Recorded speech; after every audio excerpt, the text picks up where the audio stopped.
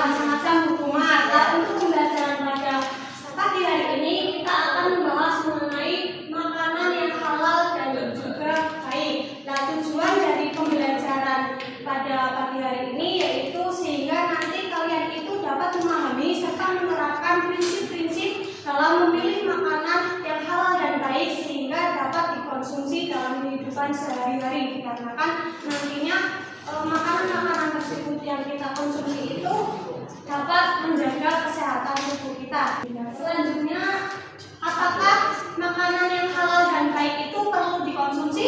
Perlu. Ya, apakah kita boleh memakan makanan yang haram? Tidak boleh. Nah, sebelumnya manusia itu kan makhluk sosial, makhluk individu di mana dalam kehidupannya itu membutuhkan kebutuhan pokok dari segi makanan, di mana dari segi makanan tersebut yang kita konsumsi nantinya itu dapat bermanfaat bagi tubuh kita agar tidak terkena penyakit. Untuk makanan yang halal dan baik itu nantinya dapat dikonsumsi dikarenakan kita itu sebagai manusia itu membutuhkan kebutuhan pokok yang harus terpenuhi, dikarenakan manusia itu kan tidak bisa menahan lapar dan juga minum. Oleh karena itu Allah itu memberikan acuan di dalam Al-Quran yang mengenai makanan apa saja atau makanan apa yang bisa kita konsumsi dalam kehidupan sehari-hari. Nah, dari ibu sendiri mengambil dua ayat dari surat Al-Baqarah. Yang pertama yaitu ada ayat 168 sampai 169. Bisa dibaca bareng-bareng.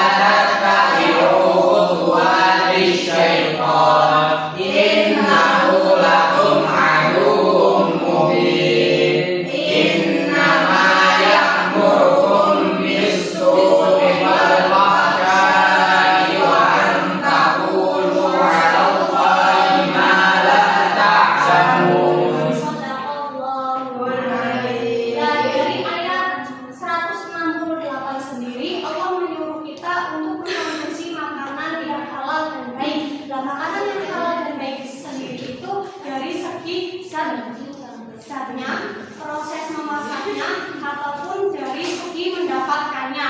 Nah, misalnya Mas Alisa itu mau bikin nasi goreng. Nah, dari membuat nasi goreng sendiri, Mas Alisa kan harus membeli beras terlebih dahulu. Nah, beras tersebut itu Mas Alisa harus beli, tidak boleh mencuri dari orang lain atau toko yang Mas Alisa tahu. Nah, terus untuk misal mau dikasih sayuran, sayuran itu didapatkan kita membeli, tidak mencuri dari orang lain ataupun warung-warung yang ada. Selanjutnya di dalam Quran surat Al-Baqarah ayat 169 itu di dalam kita ingin melaksanakan yang disuruh Allah memakan makanan yang halal dan baik. Dalam Quran surat Al-Baqarah ayat 169 itu setan itu menguji kita. Misalkan saja Mbak Rahma pergi ke kantin melihat banyaknya makanan yang ada di kantin.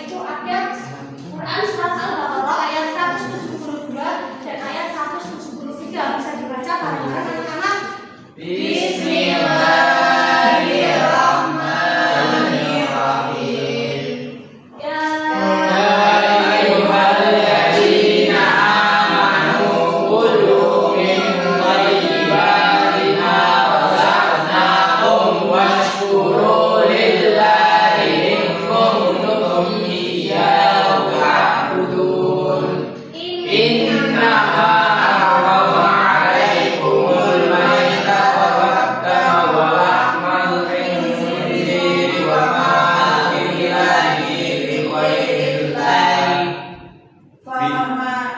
bihi li ghairillahi la yadurru ghayra baghin wa la 'adin fala isma 'alaihi innallaha ghafurur rahim. Nah, dari ayat 172 itu ada kaitannya dengan ayat yang tadi 168, di mana Allah itu menyuruh kita untuk memakan makanan yang halal dan juga baik. Nah, dalam ayat 172 ini dikhususkan oleh orang-orang yang beriman. Apabila kita merasa orang yang beriman dan ingin mematuhi perintah dari Allah Subhanahu wa taala, alangkah baiknya mematuhi ataupun melaksanakan yang sudah diserukan oleh Allah Subhanahu wa taala.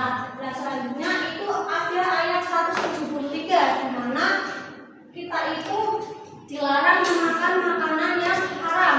Haram di sini itu ada contohnya. Misalnya ini ada darah. Ini darah. Ini hati yang dari darah. Ya. Terus yang kedua itu ada bangkai ayam yang biasa makan ayam geprek, ya bisa teliti lagi. Terus yang selanjutnya ini ada babi, ya yang tidak familiar ya. Apakah dari kalian ada yang pernah makan? Ada.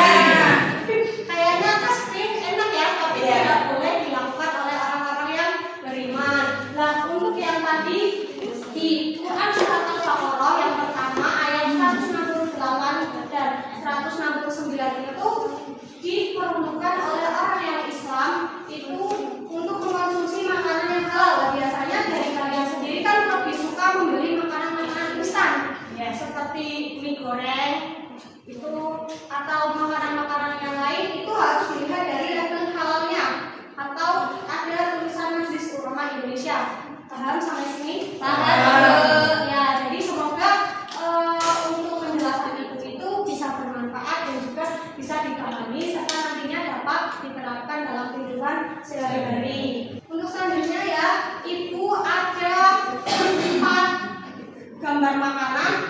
Ibu pilih dari kalian saja ya. Yang maju ada Mbak Rahma, Mas Adnan, Mbak Laili, dan Mas Rizkul. Ya, bisa dipandang di sana ya untuk gambar kalian. Baik, Bu. Siap. Ya, jadi Ini baik.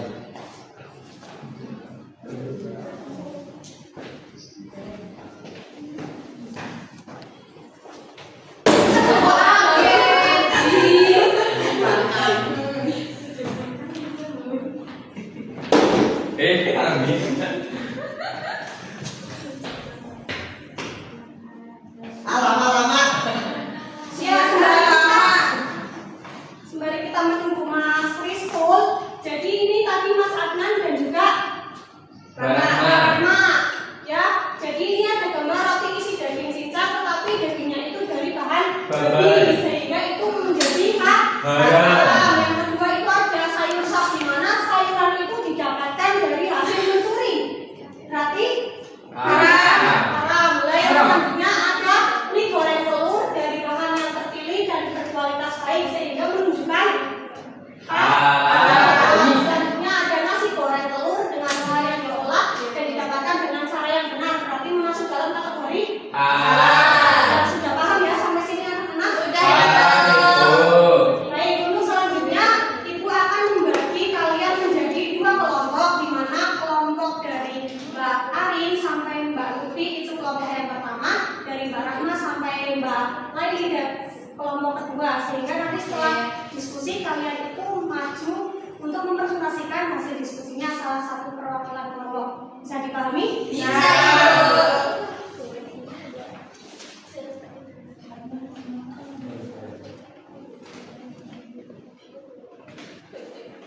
Apakah ada yang mau ditanyakan? Ini Bu.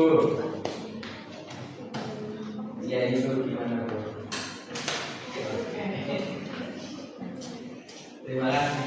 Ya, sama-sama. Apa yang mau ditanyakan, Mari?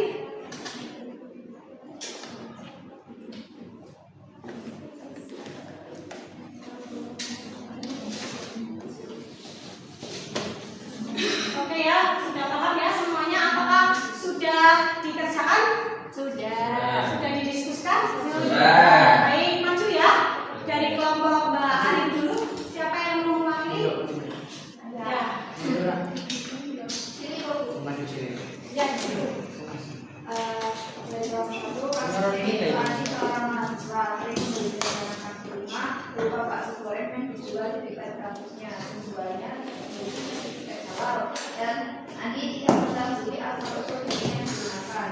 Ia mulai ragu apakah makanan tersebut halal dan baik untuk dikonsumsi. Pertanyaannya, bagaimana sebaiknya Andi menyikapi keraguannya terhadap kehalalan dan kebaikan bakso goreng yang sering kita konsumsi? Jawabannya, dalam Islam, jika seseorang takut terhadap kehalalan atau usul makanan, dianjurkan untuk meninggalkannya guna menjaga kesucian ibadah dan kesehatan. Nanti sebaiknya menanyakan langsung kepada penjual mengenai asal usul bahan baku, terutama daging yang digunakan. Jika penjual tidak dapat memberikan informasi yang jelas menyajikan, nanti sebaiknya menghindari konsumsi bakso tersebut dan memilih makanan yang jelas kehalalannya, seperti yang memiliki sertifikat halal atau dari sumber. Ya, beri aku slot nomor 1. Untuk kelompok 2. Oke. Jadi ada kasus seorang siswa bernama Rina membeli sosis ayam dari sebuah toko swalayan. Setelah membaca label kemasan, dia menemukan bahwa ada produk tersebut memiliki label halal dari Majelis Ulama Indonesia. Namun ia juga memperhatikan bahwa sosis tersebut mengandung bahan pengawet dan pewarna buatan. Rina bertanya-tanya apakah sosis tersebut tetap dikategorikan sebagai makanan yang baik dapat dikonsumsi. Jawabannya itu, sosis ayam tersebut termasuk dalam kategori makanan halal karena telah memiliki sertifikat halal dari MUI, yang berarti bahan-bahan dan proses produksinya memenuhi syarat Islam. Namun untuk dikategorikan sebagai thayyib, makanan tidak hanya harus halal, tetapi juga bergizi, tidak membahayakan kesehatan dan bebas dari zat yang merugikan tubuh. Ya, baik. Aplaus dulu buat kelompok 2. Baik ya, anak-anak, Ibu ulangi lagi agar kalian lebih paham. Tadi hari ini kita membahas mengenai apa? Makanan yang halal dan baik. Untuk Mbak Rahma, tadi kita yang pertama itu membahas tentang apa?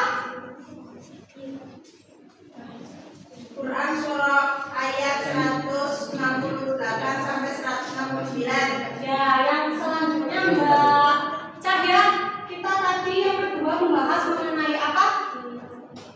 Surat Al-Baqarah ayat 172 sampai 173. Ya, untuk Mbak Laili sendiri, tadi kita itu membahas kan makanan halal dan juga baik. Apa sih makanan halal dan juga baik itu? Jadi, makanan halal itu makanan yang diperbolehkan untuk dikonsumsi sesuai dengan ketentuan syariat Islam, Ibu. Ya, nah untuk Mas Agmani, tadi kan yang 173 mengenai makanan yang haram. Nah, contoh dari makanan yang haram itu apa lagi?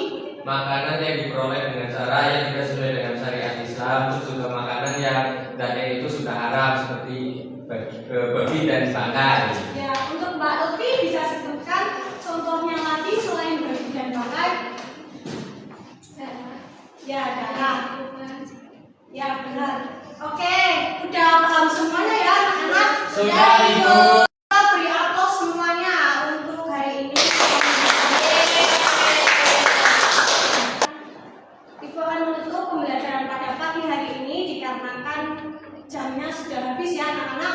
Iya. Oleh karena itu kesimpulan pada pembelajaran pagi hari ini bahwasanya apabila kalian ingin membeli ataupun mengonsumsi makanan itu harus memilih dari zatnya, dari memperolehnya ataupun dari kandungannya itu bagaimana sehingga kalian itu dapat mengetahui asal usul dari makanan yang kita makan itu halal atau tidak, sehingga lebih baik kita mengonsumsi makanan yang halal dikarenakan itu masuk ke dalam tubuh kita dan bisa menjadikan tubuh menjadi sehat. Baik ya, untuk minggu depan Ibu memberikan tugas kepada kalian untuk membuat video interaktif mengenai kalian ke pasar untuk membeli makanan yang halal dan juga baik. Nah, untuk materi depan juga kalian harus belajar dulu mengenai hadis-hadis apa saja yang menjelaskan mengenai makanan yang halal dan juga baik. Itu ya anak-anak.